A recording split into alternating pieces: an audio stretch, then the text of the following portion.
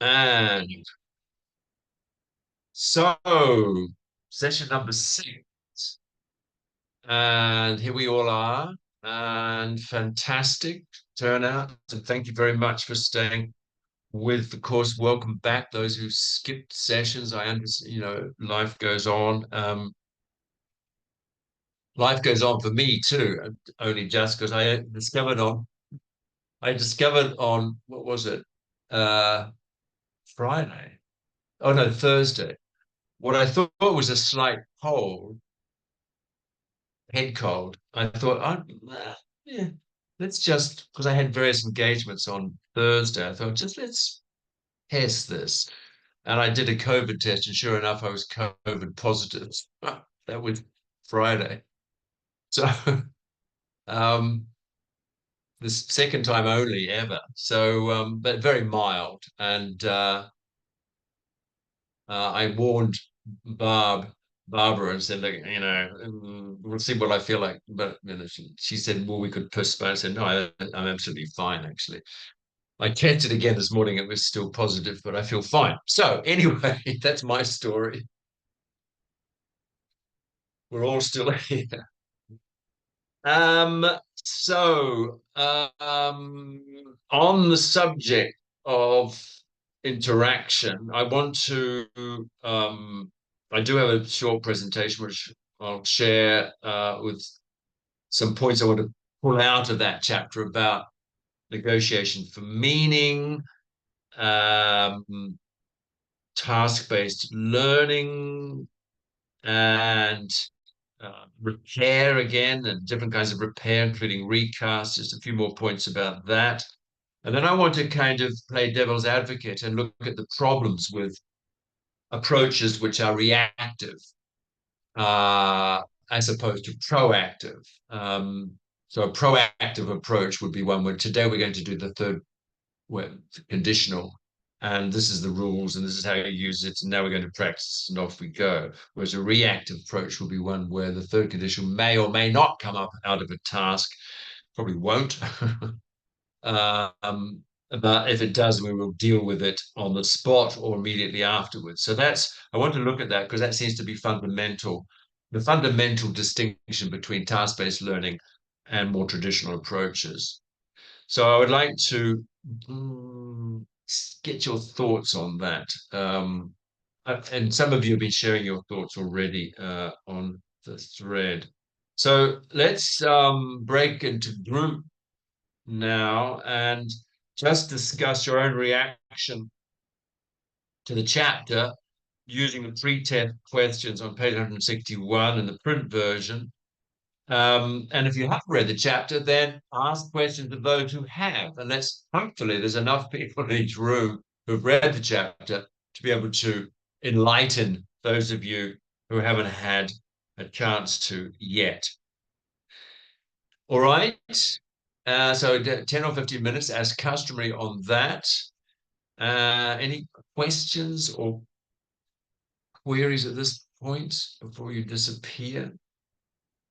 Welcome, Kata, Anna Maria, Sarah, Bilal, Sergio. Almost a full house. So let me just create these rooms. Let me create 5. Some of you will just be a twosome until anybody else arrives. And I shall join the twosome to make up a threesome. So there are your rooms. And I'll see you back here in about 15 minutes max.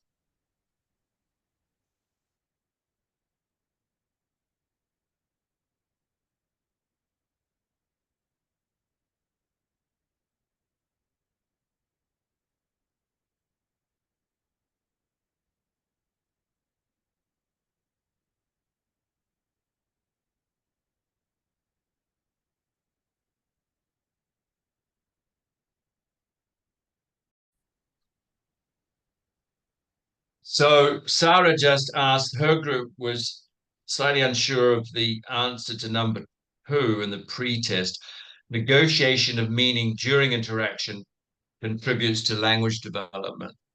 And my reading of their discussion about the interaction hypothesis, if you've got the print version, page 163, I mean, they say the interaction hypothesis at the end of that section does view negotiation of form and meaning as essential. So, if you subscribe to the interaction hypothesis, then yes. And I think they do, because in a sense, the interaction hypothesis sort of underpins the whole approach, task-based learning, which they seem to be committed to. Does anybody not agree with that? I mean, that's my reading. So I'm saying yes to number two. That's what they're saying. It contributes. It doesn't necessarily cause it, and it may not be even necessary, or certainly not sufficient. So, but it contributes. So I think that's the kind of modification there, the mitigation.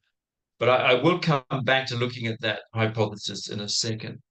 Any other questions that came up, or any queries, or any points that you would like to share?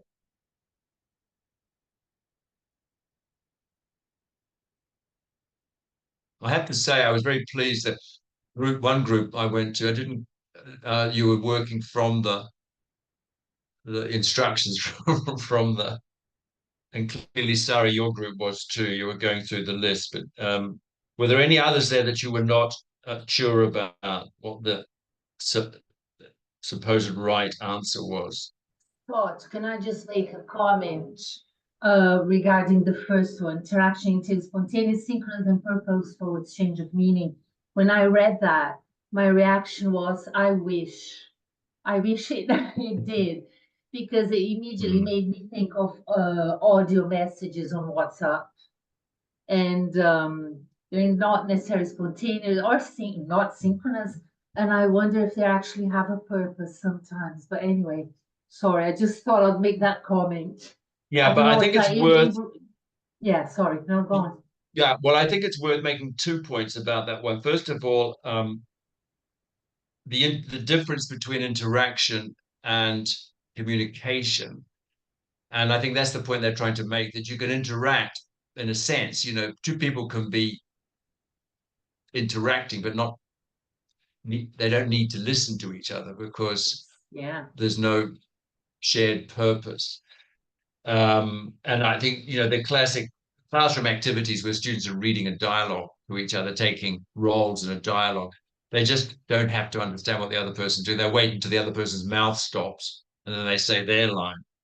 That would be interaction. It's not even really interaction, but I mean, they seem to be interacting. Was it very much the thesis that they're pushing here is that interaction needs to involve communication, and communication involves processing and outcomes, etc., shared outcomes and goal. Whether it's spontaneous or not, of course, that needn't be a criterion either, because you can have non-spontaneous communication, as in writing. Yeah, and then you can get everything along. Yeah, Alfonso made an interesting point that he prefers to say planned or unplanned rather than use the word spontaneous, right, Alfonso? When we discussed that. Absolutely. And yeah, interaction doesn't necessarily, communication doesn't necessarily mean that it's unplanned. It doesn't have to be spontaneous. A lot of communication is very planned. Bilal, put your mic on, Bilal. Unmute. Yes. As far as spontaneous is concerned, poetry, as far as poetry is concerned, so sometimes the poet, they say that is a spontaneous overflow of emotions. So most of the discourses that we have got, they are planned, they are scripted, but sometimes they may be spontaneous and they may be abrupt. Yes. Yes, exactly. And I think in a classroom, there's a case for planned communication, because afterwards, it's a second language. And again, particularly at lower levels, learners are not ready to go into spontaneous communication. They need thinking time. And this is the beauty of pair work before open class work, etc. The chance to kind of plan together, rehearse, but it's still communication, but they may need to think in advance, for example, what vocabulary do we need, what kind of structures we're going to do, etc. At the same time, students need to be given the experience, I think, even at low levels, of being sort of pushed into the deep end and learn how to cope with with having little or no planning time. So it's a matter again of finding a balance. And of course, there are activities which sort of cross the boundary between writing and speaking and between spontaneous and planned. And I'm thinking of things like texting. And texting seems to be an ideal language practice activity because it's communicative. If people are, for example, arranging a meeting, two people arranging a meeting by texting. It's happening in real time, but there's a lag because it's being written. There's that, but that providing that time lag is just enough that often learners need to think, hang on, what preposition? Should we meet in 5 o'clock or at 5 o'clock or on 5 o'clock? And then they can, so that lag is precious for a learner. You don't get it in face-to-face speaking, but you get it in texting. So anything that is texting or replicates texting, like my paper conversation activity, where you're not texting, but you're using a shared piece of paper to send messages backwards and forwards, seems to tick several boxes in terms of supporting learners, but providing the real-time pressure, the psychological pressure, reduce, but with a little bit of a lag. Anything else that you would like to throw in the pot? Looking at the other questions there.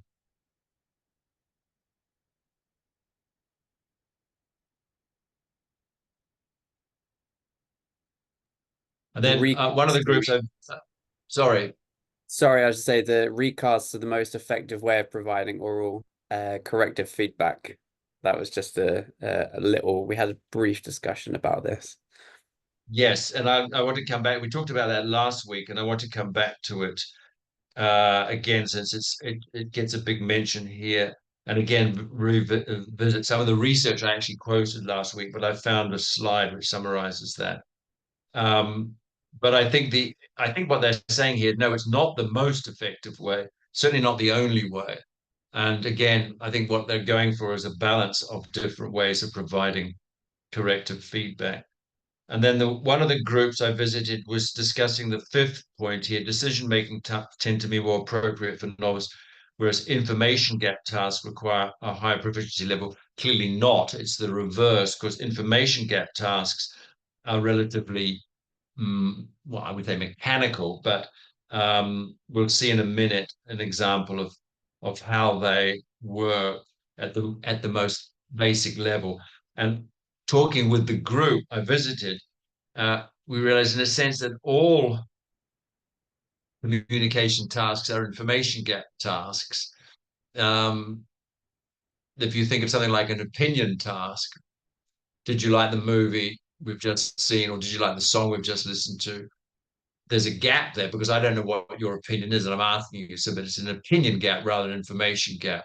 And similarly, there can be a thing like an experiential gap. So have you ever been, conversation I was having with Hilal, that I've never been to Bilal, I've never been to Pakistan. So there's a experiential gap, massive information gap there that we could fill, and would be very much more motivating than doing a what the difference task kind of thing. So there's a whole range of possible gaps, if you like. Yeah, I mean, Kat, is it authentic gap? I think authenticity is in the eye of the beholder. I mean, it can be fun. There's a danger, of course, with any activity which asks learners to share experiences, opinions, feelings, that you may enter into areas which are sensitive, too sensitive, or too private. And that's the beauty of the more sort of mechanical information gaps, of the game type information gaps. So, a game like you show a picture of 100 people at a beach. Where's, what's it called? Wally or Willie? I never get that right. Kind of where's Wally? So Wally is somewhere buried in the picture, but in the meantime, I have all these wonderful people who are doing things. So I'm going to choose one of them, and you don't know which one it is, and you've got to ask me questions to find out which one it is. So, are you the one wearing the blue hat? Are you the one, blah, blah, blah, blah. And there's very little emotional risk involved in an activity like that. And actually, it can be quite fun. Guess who? Exactly. And for the younger learners particularly, but I don't think only younger learners like activities like that. They're safe, they're fun, they're competitive. What's not to like? Okay, any other comments before I just want to share a little quick? Let's do that now, and then hopefully there'll be some discussion time at the end. Let's see if I can get this right.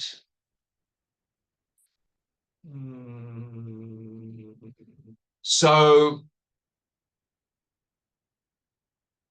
just to wind back and review what task-based learning attempts to do, and I love this definition, or explain, I've quoted it constantly, Dave Willis, many years ago. His whole approach is based on starting with the creation of meaning. The creation of meaning is the first stage of learning. Meaning, yeah, and this is very much consistent with Henshaw and Hawkins. Refining the language used is a later stage, and goes on to say a presentation methodology, that is to say, a proactive methodology, or a PPP type methodology, is based on the belief that out of accuracy comes fluency. In other words, you learn the system, and then you will be fluent in the system. Get it right, and then you're allowed to be fluent.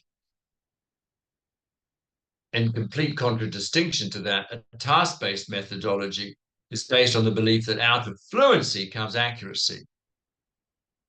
We start off expressing meanings, where fluency means the creation of meaning, basically. Out of fluency comes accuracy, and that learning is prompted and refined by the need to communicate. The accuracy is refined because you need to communicate more precisely and more appropriately. And I like that very simple way of describing that, of the distinction between the two approaches. What we're talking about, and you could apply that to any proactive versus reactive approach, but also to first language acquisition, because after all, first language acquisition, we didn't start off accurate in our mother tongue. We were very inaccurate, but we were developing a system out of the kind of conversations that we were having, proto-conversations, if you like, out of the fluency, in a sense, accuracy emerged. And then my attempt to nail the difference is this one. A presentation approach is based on the premise that there is something the learners don't know. There's something the learners don't know. They don't know the second conditional, and it attempts to fill those holes in their knowledge. Or they don't know a set of words describing furniture or whatever, etc. So that's the PPP approach. A task-based approach, on the other hand, starts from the assumption that there is something the learners can do. After all, they can do it in their first language, so why can't they do it in their second language? Well, we need to empower them with the means to do this more effectively. So everybody knows about, say, making requests in their first language. It's something that they can do, but they don't know how to do it in a second language. So you set up a situation where they have to make requests, and then you provide them with the means to do that more effectively. So it's essentially reactive.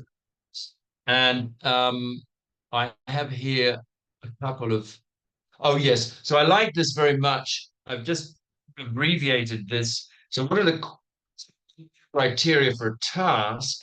And this is on page, this is the Ellis quote on page 171 in the print version, Ellis 2009. And I've just summarized here that the primary focus is on meaning, that there is some kind of gap, whether we call it an information gap or whatever, that the learners use all their available resources. It's not like you have to do this task using the present simple. You have to do this task using the third conditional. No, use all your available resources to cross the gap, and there is a non-linguistic outcome. That's to say, there is a goal to be achieved, like, you know, finding the which person I am in the picture, finding three things we both did have in common in terms of our musical taste, etc., etc., etc. So that seems to be a very useful list of criteria to measure to what extent a task is a task. If the primary focus is on form, it is not a task with this definition. If there's no information gap, it's just interaction, but no reason to listen to each other, then it's not a task. If the learners are directed to use a specific target piece of language, then it's not a task. And if the outcome is a linguistic one to please the gap fill exercise correctly, then it's not a task. Jane Willis of the Willis and Willis has a lot of lovely tasks in her book. I mean, and this is just to exemplify how simple a task need be. And so coming back to the question raised constantly, how can you do a task-based approach with a group of beginners? And, you know, I do remember again my Catalan lesson where the teacher asked us very early on, all beginners in Catalan, to bring family photos to the class. And we just spent a whole lesson just showing each other the photos and naming people and explaining the relationships, etc. It wasn't very accurate, but it was hugely communicative and very engaging. But on the same topic of family, a family survey. So the first task, draw a family tree of your partner's family, relatively simple. The family survey, find out if there are more males and females in your partner's family. So revise the questions, then ask the questions, and then, yeah, that's the non-linguistic outcome as the answer to that question. Here's another one she suggests in the same kind of topic. Tell each other all the family birthdays you can remember, which is the most common month, time of year for birthdays in their family. So all your birthdays in your family, make groups of 6 and see if any one of your family members has a birthday on the same day. And then she has others, but I've just chosen one more, slightly more sophisticated, more cognitively demanding memory challenge. Show your partner a photograph of your family. Tell them the names of 5 or 6 people in your family, including those in the photograph. Turn the photo over. How many names can your partner remember? So there's nothing fancy about these tasks. They don't take a lot of time. They don't take a lot of preparation, and they don't require a lot sophisticated language knowledge. But basically, they are consistent with this task cycle idea, whereby students do the task, they get feedback, which may include some kind of language focus, and then they do the task again, or they do a similar task. And so it goes around and around. The task preparation stage is not pre-teaching the language that they might use necessarily, but it does allow learners to maybe access the vocabulary or whatever that they think they'll use, or the teacher to prompt them to look at vocabulary. You're going to talk about what you're going to do is describe your favorite recipe, and the others have to listen and I don't know, and mime preparation of the activity, or choose the digital on of pictures, etc. And now, so you're saying the teacher would say, so you need to check on some basic vocabulary before we start for food preparation: cutting, chopping, slicing, mixing, stirring, beating, etc. There's no rule that you shouldn't do that. but these learners are not compelled to use those words, or certainly not all of them. And very important is the feedback stage, because the general assumption is now that without feedback, it's not enough for learners just to do endless tasks. And it was enough once when the task-based approach was first mooted in the 1970s, that it was just enough for students to do tasks and they didn't need feedback. In fact, the feedback might divert their attention away from meaning onto form. But now feeling is, yes, actually they do need their attention diverted onto form at some point, either during the task or after the task or before the next of task repetition. And that feedback will include, or could include, some kind of language focus. As Weigelt says, crucial is that any form focus occurs in response to issues arising in the task itself. Yeah, so it's not something, oh, you could have said this, you could have said that. It's like, well, yeah, that might be legitimate, but it's not like, oh, why didn't you use the present simple? You could have talked about it. It needs to be more focused on what the students actually did do and maybe what they had trouble trying to do. It's always grounded in the particular context of a given task and in the learner's needs and purposes. So again, it's not just that task-based learning is more reactive, it's that it's more learner-centered. It's that learners' needs and purposes are underscored here, which means teachers being sensitive to what the learners as a group are able to do and what individuals within the group are able or not able to do. And on that same point, going way back in this book on process, the language classroom, they say that tasks are not just isolated events, like oh, let's do a task, this task, oh, this is nice, like, playing a game or doing an activity for an activity's sake. But tasks are part of a process whose goals are determined by the interaction between learners and their express interests and needs. So there must be, ideally, there's a task-based curriculum is one that's constructed out of some understanding of the learner's interests and need, which implies a needs analysis. Okay, that's just a little bit of background on task-based learning. Then very quickly on negotiation for meaning associated with Michael Long. And if you read the chapter, you would understand what it means here. Basically, this the idea is that through negotiating meaning, learners provoke adjustments to their developing language system, and in the attempt to repair misunderstandings, to close the gap. They learn stuff from each other or from their teacher. And of course, they do this typically through activities like this, where you have 2 pictures and there's 5 differences. And here is a transcript of students doing that exact task.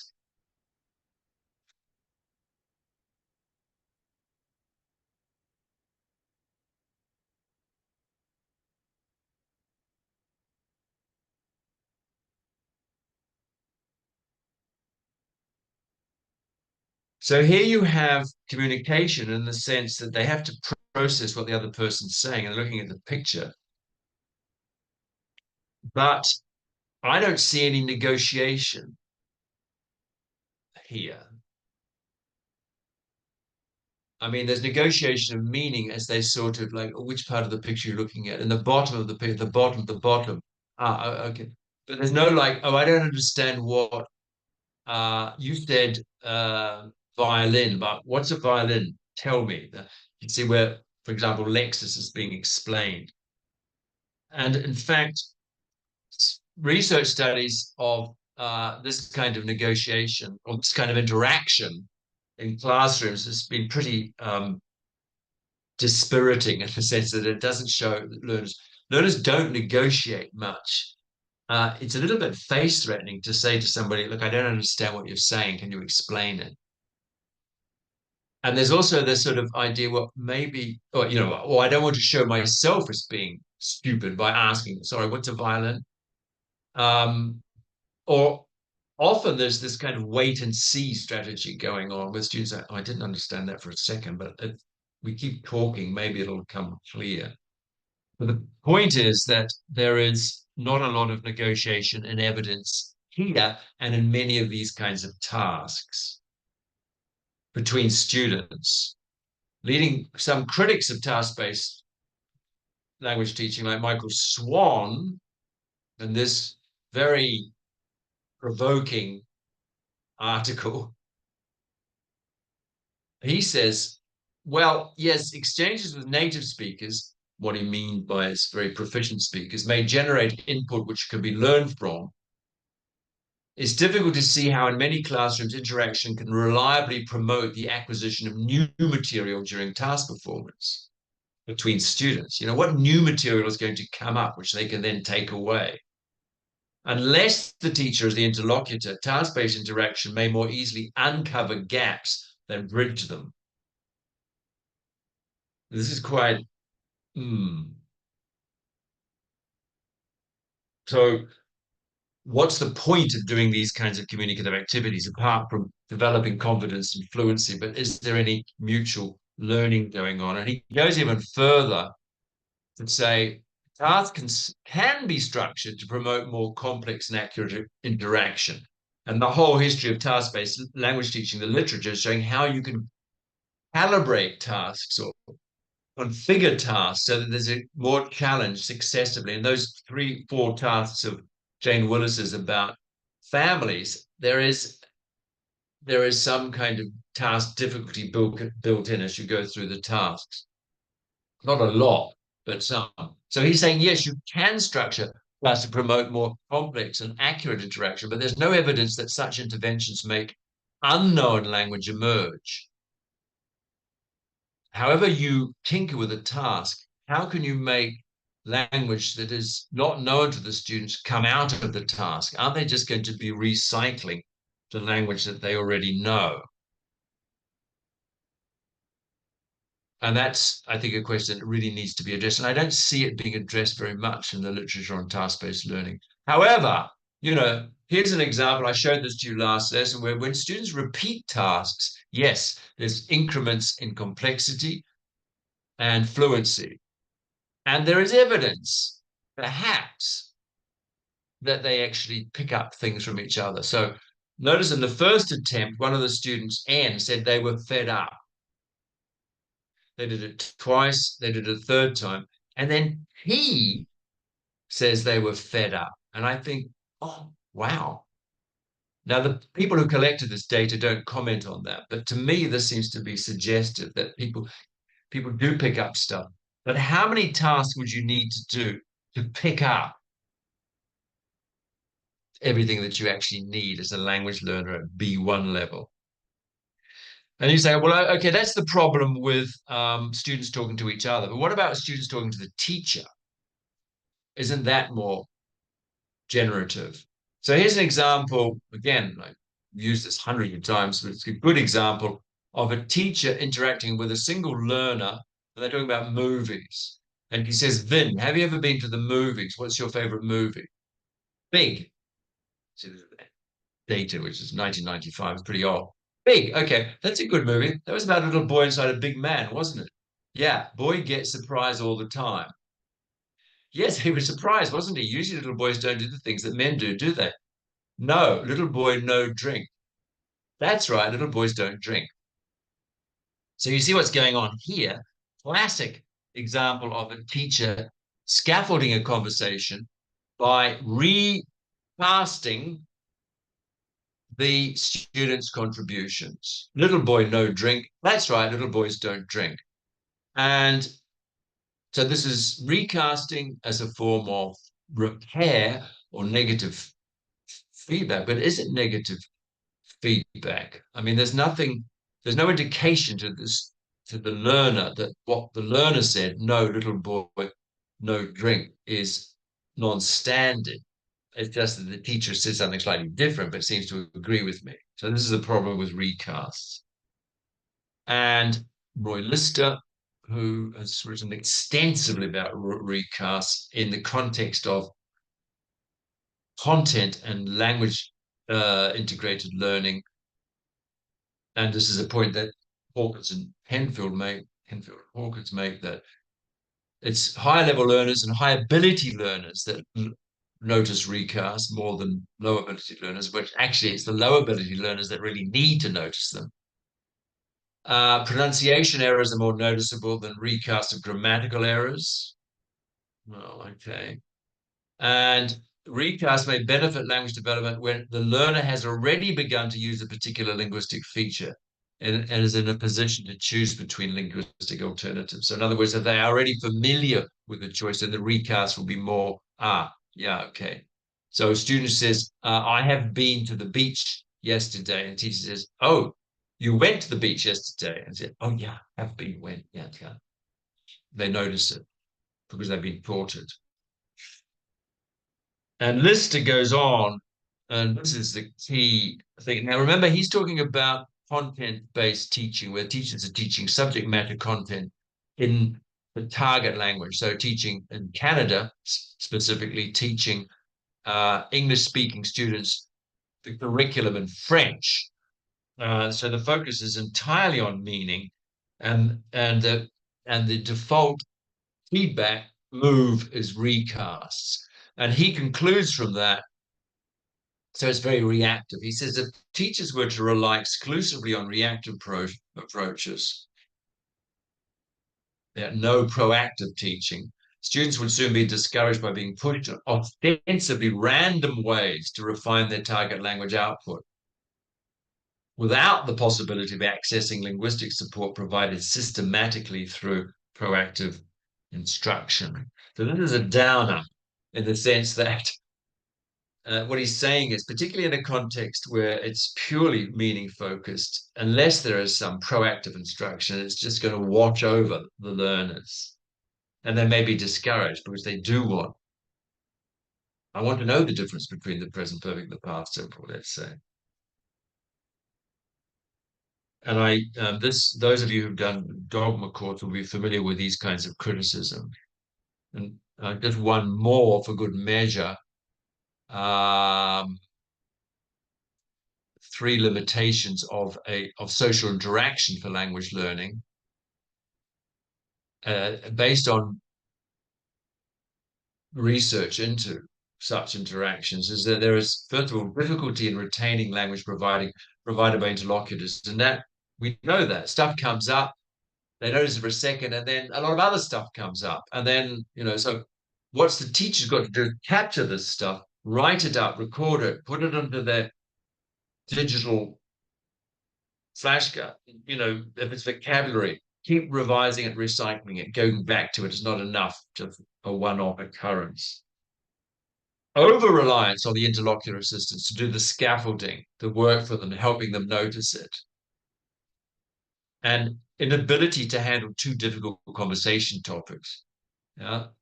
So beginners, again, the big problem, how can we have decent conversations if we don't have the language for it?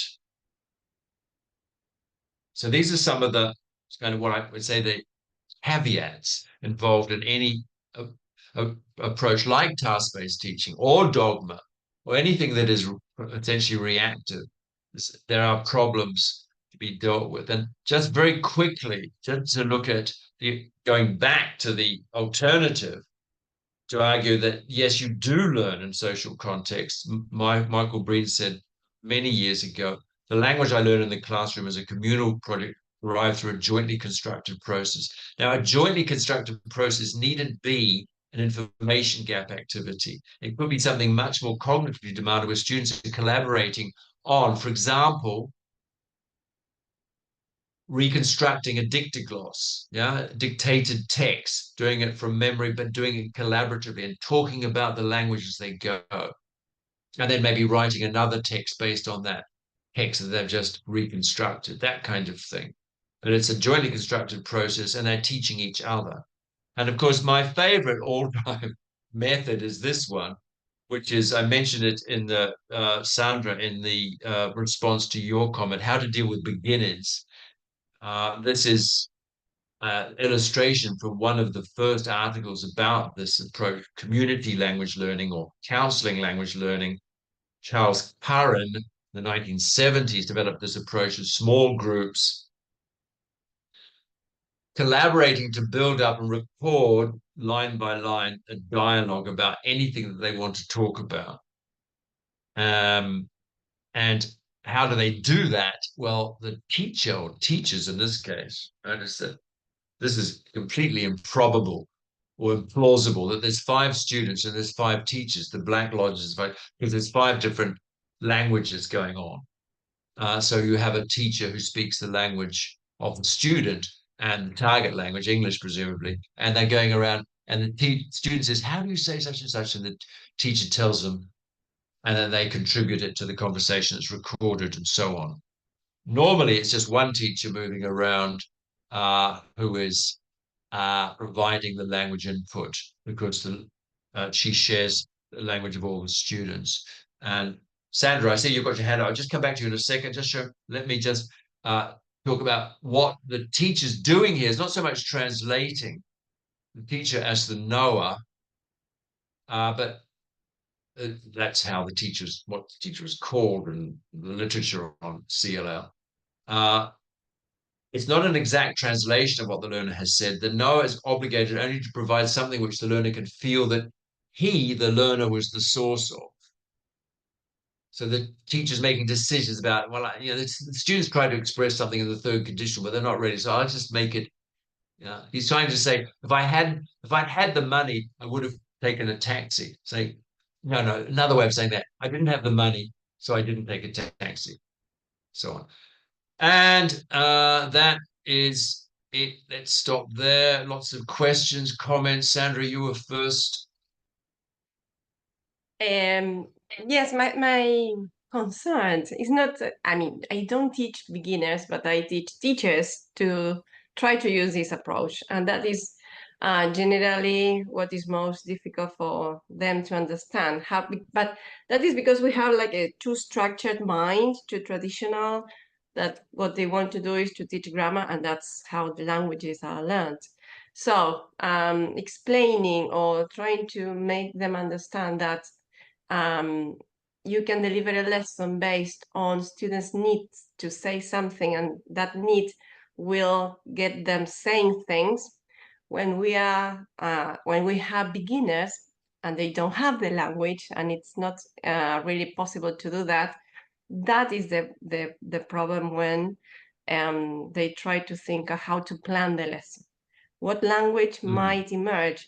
And the example that you gave here is the idea that I had, that they will say things in Spanish, and the teacher will give the language, will provide the structures or the vocabulary. That's the way it should be. Yes, but it needn't actually be. I mean, you can use, if you don't want to use or you can't use the learner's first language, you can still set them prompts to generate their attempts. So, for example, classic activity, you put up a timeline on the board, your significant dates. Everybody can read a date. Yeah, so 1950, and then some. That's it. And you say, these are significant dates in my life. You tell me what you think they are. So they'll see 1950, and they'll say, and so this is where, okay, they could say it in Spanish, but they may be able to, between them, somebody could say, you born. And you say, okay, that's right. That's when I was born. I was born in 1950. So you reformulate that. And then you write it up. And you say, okay, the next date, 1967, and so on. So, and between them, they can come up with 1 or 2 words. So what you're doing, but it's lexical. It's lexical. So you're taking the lexical language and you're grammaticizing it. And you write up. So in the end, they have a table which says, I was born in, I studied at, I went to, I got married in, and whatever. And then you say, okay, that's the language. Now write your own timelines, and off you go. And other stuff will come up, of course. Some people will have got divorced, and so you'll have to teach that. But that's working from the known to the unknown through Lexis. Yes, but Um, then sorry, on. can I add something? But Yes. then again, it's like too teacher-centered, because it's everything is what you say to them in English, and they if they can produce some Lexis, of course they will interact there, or they will be motivated because they are interested in what you're saying. But again, I think it is quite too teacher-centered. Yeah. Well, I think, yeah, it's teacher-centered initially, but I think then it moves into learners talking to each other and practicing the language. I mean, I don't think we should be ashamed of being teacher-centered. I think if we're Okay. teacher-centered entirely, then we're not giving students enough opportunities and enough agency. But I mean, we are the teachers after all. And if they thought they could learn a language on their own, they would do it, but nobody can very successfully, not even with Duolingo. So people like teachers. So I don't think we should be ashamed of being upfront. Okay. I like that Just idea. not lecturing them about grammar. That's all. Rather Great. a teacher-centered class than a grammar-centered class. Kata, you've had your hand up. Yes, so what about having a book where you have the text and at the same time you can listen to the text in audio? And then at the beginning, maybe you have also your language. So there is a translation in your language, but the translation will vanish as the time goes by. And then you have the text read aloud, like TPRS method. You have the text and you can repeat the text. You can listen and read the text again, for example, in a different tense. And after listening the text in past simple, future, you have the explanation at the end or at the back of the book or somewhere else, which you can access on demand if you want to dig deeper and mine. But it's not like grammaticizing lexical items. It's like giving you food to understand, to digest better, I don't know, the text. So there is grammar available, but not necessarily, just Absolutely. it's there if you need. Yeah, it reminds me a little bit of what you were saying of Suggestipedia, which is one of those other methods that Yes. co-contemporaneous with community language learning, all of them which were reactions to the demise of audiolingualism. But if you remember Suggestipedia, where the students were lulled into a state of kind of suggestibility through soft Yes, and there's a music little and bit of soft silent furnishings. period because at the beginning they Yeah, don't and the need to teacher would produce read anything, them. just tune in. Yeah, tune in, and then the teacher would read them dialogues and translate at the same time. But it was listening and translation. They didn't actually read the dialogues. There's no reason. What you're saying, Kata, is combining all these different modes to make the content maximally comprehensible. And then, as you say, is having the option of revisiting or listening again, slowing it down, seeing transcripts, etc. All sorts of things that can provide very rich input. We've seen again and but not again grammar in this book focused. how, yeah, Mhm. and then yes, and then having some kind of focus on form, and then Yes. ideally having some kind of output activity as well. I mean, a lot of this could be done out of class as well. We've got the technological means now, but it requires That's learners to be trained asynchronously. how to do that and also to be motivated. Gabe. So yeah, I was just kind of thinking about a couple of things of so listening to what the learners are trying to say, the meaning rather than the form, because kind of quite looking for errors, and that's kind of something that happens quite a lot. It's like, oh no, this was wrong, this error here, in terms of grammatical error or something like that. We're actually listening to what they're trying to say and the meaning behind it. Which I think takes a bit of time to get there. Yeah. That's what Steve is trying to say. You know, you paraphrased it much better than he did. But yeah, listening to their intention. And as you say, it's not well, I mean, it's not a skill that's taught or encouraged necessarily on certain kinds of pre-service training, maybe because we're so focused on accuracy. So we tend to, you know, I mean, new teachers have trouble hearing anything in the classroom because they're so obsessed about, you know, what am I going to do next? Where do I stand? Where's the pen? Where's the book? That the students might as well be crash test dummies. I mean, they have no, they have no, they don't exist as people. It takes a while before you can start to actually hear them, let alone listen to what they're saying and their intentions. And then the challenge of taking those intentions and tidying them up. But just going back to CLL, Gabe, I mean, I don't know whether you finished, but I just want to just tell you, I didn't make the point that coming back to the criticism of reactionary approaches, that you cannot force language to emerge.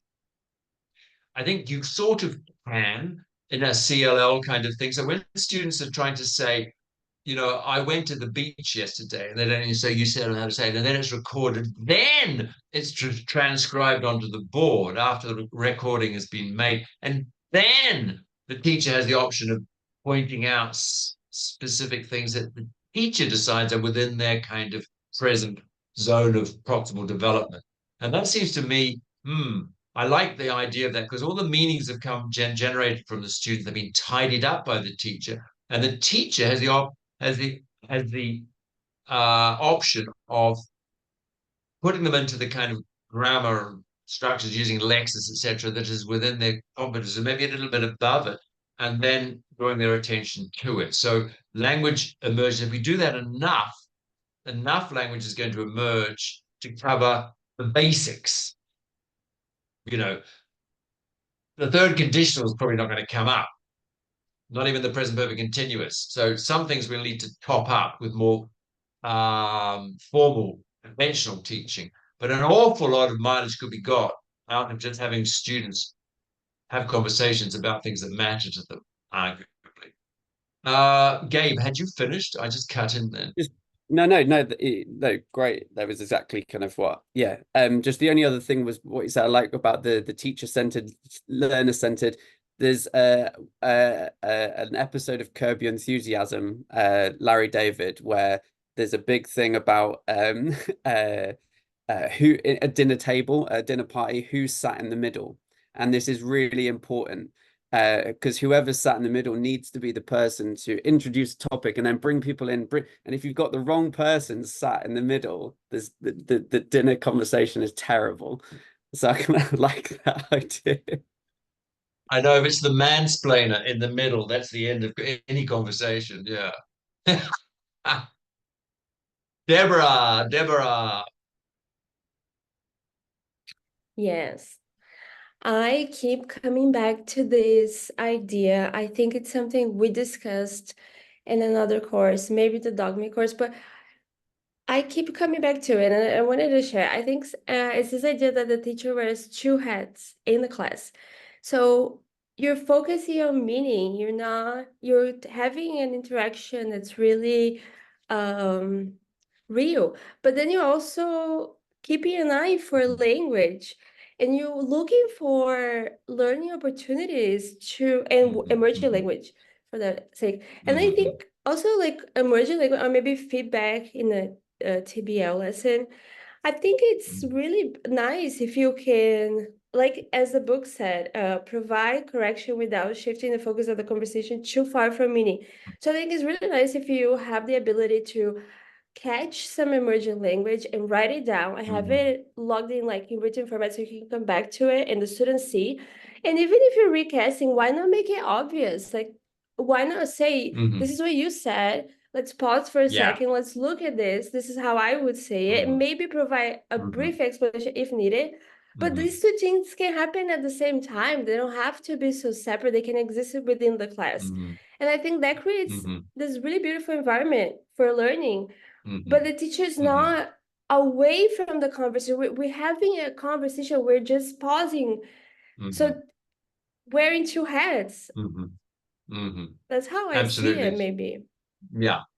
There's a lovely activity, Earl Stevick again, who, if you just remember, he was the one who said that the feedback or the recasting of the CLL kind of things needs to focus on students' intentions, but it doesn't have to be a direct translation.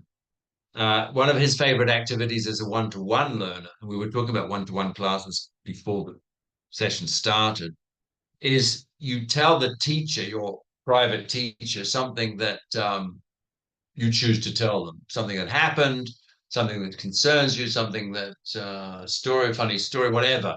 You tell it to them, they listen, and then they say, okay, I'm going to tell it back to you. To your point, Tebra, they're explicitly saying, this is how I would say that. It's not a correction, it's not judgment, but this is how. And so you listen to how. This would be a great activity to, and on a pre-service course, actually, to encourage trainee teachers to listen. Yeah, you've got to tell me back. What's called, I think it's called directed listening. And then you tell it back to them, and then they tell it back to you again. So they've listened to your reformulation, and they have another go, your student, and then again, and it can go backwards and forwards 2 or 3 times. So it's the student's story, the student's images, if you like, mental images, repackaged by the teacher. Have another attempt. Has the benefit of task repetition. We've seen task repetition is always good. And there's no kind of gimmickry about it. The student knows, yeah, this is the teacher's version. The teacher is a better speaker than I am, so I'm going to listen to it. And it could also go through stages of being written down, being taken home, recorded, also whatever. But yeah. Now the challenge is how do you adapt that kind of one-to-one activity into a classroom context, and it's a challenge, but it doesn't seem to me an insuperable one. You don't get the individualized attention of the teacher all the time, but students can be telling each other the stories, and then the teacher can select some and then recast them, etc. Yeah. And another thing I wanted to say with the merged language or even recasting, if we catch that we have it written down, this can be recycled many times again and again. Yeah. And hopefully eventually they will internalize it. But I don't know. It seems to me maybe that it's not common practice, but maybe that's a difficult thing to ask for teachers because there's so many things happening. But I see as a good way of demanding a bit more by coming across. Yeah. But you're right about the teachers wearing the 2 hats. The teacher's not only wearing the hat of I'm a nice human being who's interacting with you and having nice conversations. That's just not enough. We know that. It's good. I mean, it is good to have that experience, but it's not enough if you're going to move along you've got to be the language teacher as well, and you've got to do that in ways which all the options we have as teachers now, from explicit teaching of grammar through corrective feedback, which is explicit, through non or implicit corrective feedback, through recast, through reconstructing, through task repetition. There's 101 techniques that we are tried and tested and which are not exploited on programs like Duolingo, for example, which is just memorization, manipulation. So it's knowing that if you have faith in the view that the starting point, as Dave Willis said when the quote that began the presentation, the starting point is meaning. Then you need activities which generate meanings. That's the task, but you also need a focus on the language itself at some point during or immediately after the task. Oh, well, we've got to this point. That's amazing. I think we're agreed. Elaine agrees. We're agreed on something, I hope. Anything else before we go back to our respective lives? When is the next group? Well, the suggestion's been made that we could actually, it's not an easy read. This is Jeff Jordan and Mike. Now, Mike Long, sadly, recently deceased, But he and Jeff Jordan, who is, you may, if you follow anything on LinkedIn or social media, know as a um, colleague of Mike Long, apart from anything else, and a vocal promoter of task-based learning, among other things, have written this book called English Language Teaching Now and How It Could Be. It's not a, I'm not saying it's an easy read, and it's not a cheap read, actually, but certain parties have uploaded it into certain websites, I gather. No names mentioned through fear of litigation. Not looking at anybody. We could do that. Yeah, we could do that. We'll think about it. But it's not as easy a read as this one. I mean, the sense of easy read, I don't think it's a simplistic read, this book, but it's not, it's not a challenging read. And it's also, it's packed with lots of practical